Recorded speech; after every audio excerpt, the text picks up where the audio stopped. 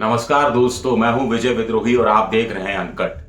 तो उत्तर प्रदेश में पहले चरण का चुनाव बिल्कुल वोटिंग उसकी शुरू होने वाली है और 58 सीटों पर हो रहा है। आप ये जानते हैं पिछली बार 53 सीटें बीजेपी को मिली थी, 4 सीटों पर वो दूसरे नंबर पर रही थी।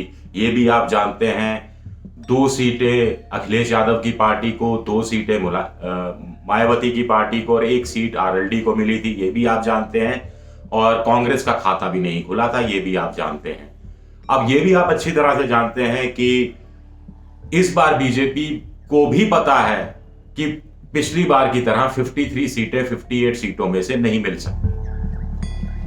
ऐसे में वोट का जुगाड़ कैसे करना है, ज्यादा से ज्यादा बीजेपी कितनी सीटें जीत सकती है, गठबंधन कितनी सीटें जीत सकता है, बीजेपी को कहां कहां से वोट मिल सकता है और अखिलेश और आरएलडी गठबंधन को कहां कहां से वोट मिल सकता है, इसका जायजा लेने की कोशिश कर सकते हैं। कितना कितना वोट मिल सकता है, यह भी कुछ बताने की कोशिश की जा सकती है। देखिए, कुल मिलाकर 4.25 लाख के आसपास एक विधानसभा कॉन्स्टिट्यूंसी में वोट है। 4.25 लाख, 4 लाख, 3.5 लाख के आसपास।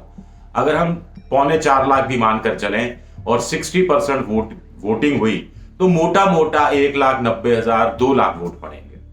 इतने से तो आप सहमत हैं। और अगर हम मानकर चलें कि मुख्य मुकाबला बीजेपी और आरएलडी गठबंधन, अखिलेश यादव के गठबंधन के बीच में हो रहा है, तो बाकी जो तमाम पार्टियां हैं, मायावती है, कांग्रेस है, ओवैसी है, दूसरी छोटी बड़ी पार्टियां हैं, इनको मिलाकर 60-70 हजार वोट मिल जाएगा। तो 2 लाख में से 60-70 हजार वोट गया तो करीब करीब 1,30,000, 1,35,000 के आसपास वोट मिल जाएगा।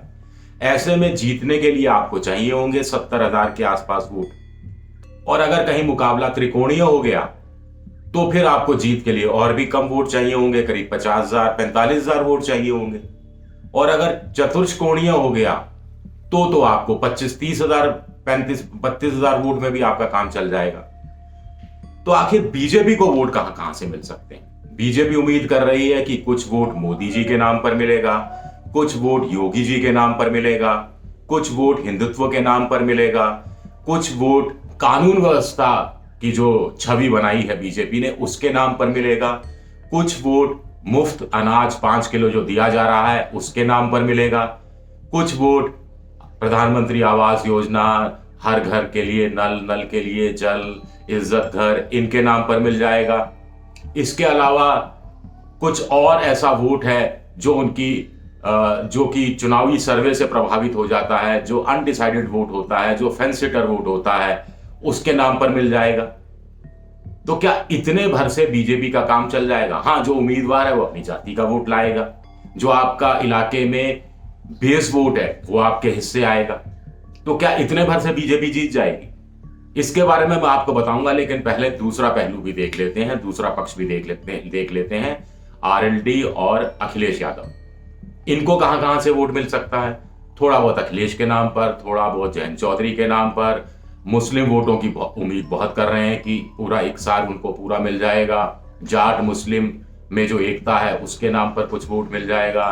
कुछ महंगाई के मारे वोट दे देंगे, कुछ बेरोजगारी के मारे लोग वोट दे देंगे, कुछ कोरोना से जो पीड़ित रहे लोग, जिनके घर में मौत हुई, वहां का कुछ वोट मिल जाएगा।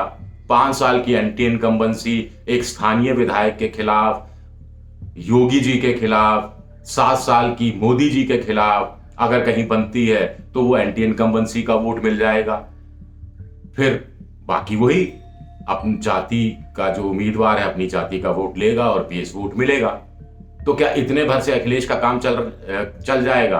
अगर बाइपोलर चुनाव है तो इतने जो वोट मैंने बताए बीजेपी के खेमे में जा सकते हैं और इतने वोट जो मैंने बताए कि अखिलेश यादव के खेमे में आ सकते हैं, तो ये क्या 60, 70, 65, 75 हजार वोट हो जाते हैं?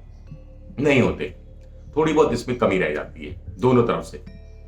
अब ये कमी होती है बूथ मैनेजमेंट के जरिए। पूरी कार्यकर्ता आपके बूथ पर हैं, घर घर आप पर्ची पहुंचा रहे हैं, घर से लाने का वादा कर रहे हैं, घर से ले जा रहे हैं। हालांकि ये चुनाव आयोग के अनुसार ठीक नहीं है, कोई भी उम्मीदवार ये काम नहीं कर सकता, लेकिन आमतौर पर हमने देखा है कि कार्यकर्ता करते हैं। कहीं ई रिक्शा लगा दिया जाता है, जो मतदाताओं को ढूंढने का दिन भर काम करता है। गांव में ट्रैक्टर ट्रॉलियां लगा दी जाती हैं, कहीं कहीं बसों की, टेम्पो की, मिनी बस की, इसकी भी व्यवस्था कर दी जाती है। कहीं कहीं इनोवा तक गाड़ियां लगाई जाती हैं शहरी क्षेत्रों में, ये भी हमने देखा है। इसके अलावा फिर एक होता है वोट, जो इस समय थोड़ी इनकी संख्या बढ़ गई है। वो ऐसे दिव्यांग जो बूथ तक नहीं आ सकते, वो ऑनलाइन रजिस्टर कर सकते हैं, ऑनलाइन वोट कर सकते हैं। 80 साल से ऊपर के लोग ऑनलाइन रजिस्टर कर सकते हैं, वो वोट कर सकते हैं। ऐसे में कार्यकर्ता अगर इन लोगों तक अप्रोच करते हैं, ऐसा कहा जा रहा है कि कुछ लोग अप्रोच भी कर रहे हैं, कुछ लोग उनका आधार कार्ड भी ले जा रहे हैं कि माता जी आप घर पे रहिए, बाबूजी आप घर पे रहिए, आपका वोट आप जहां चाह रहे हैं डाल देंगे। ऐसी कुछ बातें आ रही हैं। हालांकि ये सब भी आप नहीं कर सकते, चुनाव आयोग के अनुसार ये तरीका आप नहीं अपना सकते। लेकिन इश्क में, युद्ध में और साथ साथ समझ गए आप चुनाव में भी ऐसा लगता है कि सब कुछ जायज हो जाता है। तो ऐसे में कहानी, मैंने आपको वोटों का गणित बताया दोनों तरफ का। अब आप खुद आंकलन लगाइए, क्योंकि मैं आंकलन लगाने की स्थिति में अगर हूं भी, तो भी मैं कोई आंकलन अपना पेश नहीं करना चाहता कि कौन सा धड़ा आपको मजबूत दिखाई देता है, कौन सा धड़ा आपको कमजोर दिखाई देता है, कहां कहां आपको टक्कर दिखाई देती है। मुस्लिम अगर एक साथ चला गया, अगर जाट और मुस्लिम एक साथ वोट करने लगे, अगर जाट, मुस्लिम और दलित एक साथ वोट करने लगे, तो फिर एक तरफा जीत हो जाएगी समाजवादी पार्टी आरएलडी की, ये आप सब जानते हैं। लेकिन अगर लाभार्थी एक साथ वोट करने लगे, लाभार्थी जाति से ऊपर उठकर वोट करने लगे, यानी जिस जिसको घर मिल गया, जिस जिसको मुफ्त में राशन मिल रहा है, 5 किलो अनाज, जो जो सुरक्षा के नाम पर लॉ एंड ऑर्डर से संतुष्ट है, वो सारा वोट चला गया।